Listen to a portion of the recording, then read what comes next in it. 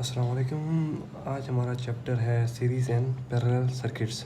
तो हम स्टार्ट करते हैं सीरीज़ सर्किट से। तो सीरीज़ सर्किट सबसे पहले तो बात समझनी है कि सीरीज़ सर्किट्स होते क्या हैं, उसके बाद हम उसके न्यूमेरिकल सोल्व करेंगे, देन हम आएंगे पैरेलल सर्किट्स पे। तो चलें सीरीज़ सर्किट देखते हैं। Two components are connected in a series if they have exactly one common terminal and is no other component has terminal that share common connections। Series circuits होते क्या हैं? Series circuits वो होते हैं कि उसमें सर्किट्स में वो रेजिस्टेंस और कोई और वोल्टेज सोर्स, करंट सोर्स जो भी हो, वो एक के बाद दूसरी लगी हो लाइन में। एक की टर्मिनल के साथ दूसरी, दूसरी की टर्मिनल के साथ तीसरी हमारे पास लगी हो, तो हम उसको सीरीज़ कह सकते हैं। जैसे यहाँ पे है, यहाँ पे ये एक सर्किट है, उसमें हमारे पास वोल्टेज सोर्स भी है, R1 भी है, R2 भी है, R3 भी है।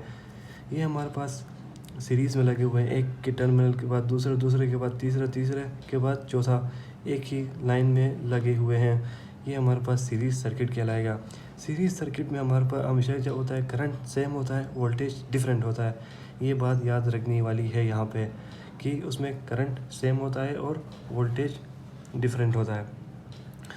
तो अभी सीरीज़ में हम आर टी कैसे फाइंड करेंगे? आर टी फाइंड करने के लिए हम R1 plus R2 plus R3 करेंगे। जब भी हमारे पास टोटल रेजिस्टेंस फाइंड करना हो, सम ऑफ रेजिस्टेंस करेंगे, हमारे पास जो आएगा वो हमारे पास आर टी होगा। उसके बाद हम सीरीज़ सर्किट में करंट कैसे फाइंड करेंगे? Total current V equal to I equal to V divide by R T करेंगे, हमारे पास करंट आ जाएगा। चलिए देखते हैं इसकी एक न्यूमेरिकल जो कि है 4.2।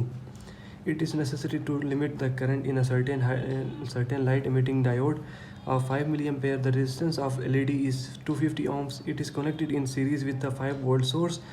How much resistance should be inserted in series with the LED? यहाँ पे हमारे पास एक LED लगी हुई है, उसकी जो रेजिस्टेंस है LED की, कोई भी चीज़ एक सर्किट पे लगी होती है, चाहे वो बल्ब हो, या वो एक LED हो, चाहे कुछ और हो, उसकी अपनी एक रेजिस्टेंस होती है। तो वो रेजिस्टेंस इसकी है 250, और उस सर्किट में हमारे पास वोल्टेज सोर्स है 5 वोल्टेज सोर्स है, और उसके अंदर हमारे पास इमिटिंग डायोड में उसकी 5 मिली एम्पेयर हमारे पास करंट है। पहले हम इसका एक सर्किट बनाते हैं, उसके बाद हम देखते हैं कि इसमें हमें फाइंड क्या करना है। इसमें हमें फाइंड करना है R, जो कि एक सेकंड रेजिस्टेंस हमारे पास है। यहाँ पे डायग्राम में हमने डायग्राम भी बनाई है। यहाँ पे हमारे पास एक 5 वोल्ट वोल्टेज सोर्स है 5 वोल्ट का, और एक एमिटिंग डायोड है, एलईडी है। एलईडी की कुछ ना कुछ उसकी रेजिस्टेंस होती है, उसको हमने R1 कहा है, और उसके साथ एक और हमने रेजिस्टेंस हमने लगाई है इस सर्किट में, वो रेजिस्टेंस हमने फाइंड करनी है। तो हम सिंपली यहाँ पे ओम्स लॉ इस्तेमाल करेंगे। ओम्स लॉ हमें क्या कहता है? Ohm's law equal to V equal to IRT। तो यहाँ पे हमारे पास वोल्टेज हमारे पास गिवन थी 5 वोल्ट, और आई हमारे पास है 5 मिली एम्पेयर, मिली की साइन 10 की पावर -3, और आर टी हमारे पास है एलईडी की रेजिस्टेंस प्लस ये आर रेजिस्टेंस, दोनों प्लस हो गए।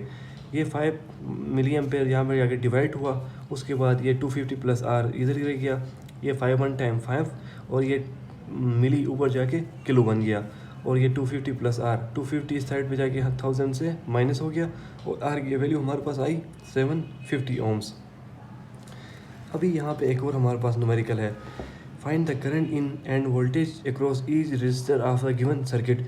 एक हमारे पास सर्किट गिवन है, उसके अंदर हमने, ये सीरीज सर्किट है, उसके अंदर हमने हर रजिस्टर के क्रॉस करंट भी फाइंड करनी है और वोल्टेज भी फाइंड करनी है। हमारे पास इसमें आर टी हमारे पास क्या आ रहा है? सबसे पहले तो हम आर टी फाइंड करेंगे, टोटल रेजिस्टेंस जो हमें काम आएगा। आर टी हमारे पास है 48, सम ऑफ रेजिस्टेंस होता है आर टी। वी हमारे पास है 24 वोल्ट, आई हमारे पास अननाउन है। V equal to I R, I equal to V divided by R. तो वैल्यूज पुट की 24 डिवाइड बाई 48, 0.5 एम्पेयर हमारे पास करंट तो आ गई। अभी हमने ये करंट निकाली, और ये पूरे रेजिस्टेंस में करंट सेम होगी, क्योंकि सीरीज़ में करंट सेम होती है, इसलिए हमने एक करंट निकाली, वो पूरे सर्किट की हमने उसको तस्वर किया कि ये पूरी सर्किट की है, क्योंकि सीरीज़ में करंट सेम होती है। अभी हमारे पास है वोल्टेज अक्रॉस ईच रजिस्टर।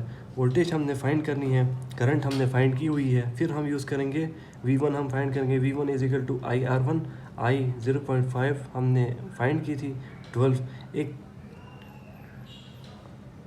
और यहाँ पे हम मल्टीप्लाई बाई R1 करेंगे, 12 उसकी वैल्यू है, डिवाइड 6 वोल्ट V1 आ गया। इसी तरह हम V2 फाइंड करेंगे, IR 0.5 मल्टीप्लाई बाई 6, R2 6 था, हमने 6 मल्टीप्लाई किया 3 आ गया, V3 आ गया 0.5 मल्टीप्लाई बाई 10 5 वोल्ट आ गया, V4 हमारे पास आ गया I equal to V4 equal to IR4। I हमारे पास था 0.5 मल्टीप्लाई बाई R4 20 ओम था, हमने 20 ओम यहाँ पे लिखी, तो ये हमारे पास आ गई V4।